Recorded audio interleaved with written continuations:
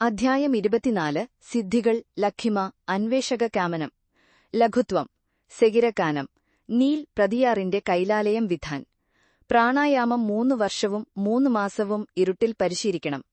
സന്യാസി വീതിയേറിയതും നീളമുള്ളതും ഭാരമുള്ളതുമായ ഒരു മെത്തയിൽ ഒരു ആസനത്തിലിരുന്ന് ടാങ്കിലേക്ക് വാതകം പതുക്കെ ശ്വസിക്കണം. തുടർന്ന് കൈകൾ ഉപയോഗിക്കാതെ ശ്വാസം നിർത്തുമ്പോൾ ചാടി എഴുന്നേറ്റ് ആസനം പൊട്ടാതെ മെത്തയിൽ ഇരിക്കുക. ഈ വിള വളരെക്കാലം ചെയ്താൽ സദ്ഗുണം നല്ല ഉയരത്തിലേക്ക് വളരും. ശരീരം സ്വയം പരിശോധിക്കുന്നു. ഒരു തന്യകതിരിന് അതിന്റെ മുകളിൽ വളയാതെ ഇരിക്കാൻ കഴിയും. അതുപോലെ ധാന്യങ്ങളുടെ ഒരു കൂമ്പാരത്തിൽ ഒരു ധാന്യയ്ക്ക് ഒടിവില്ലാതെ അനങ്ങാതെ ഇരിക്കാനുള്ള ശക്തിയുണ്ടാകും. ഇച്ചിത്തകൾ കാലുകൾ പറന്നുപോവാതിരിക്കാൻ കനത്ത ഇരുമ്പ് ചങ്ങലകൾ ധരിക്കുന്നു.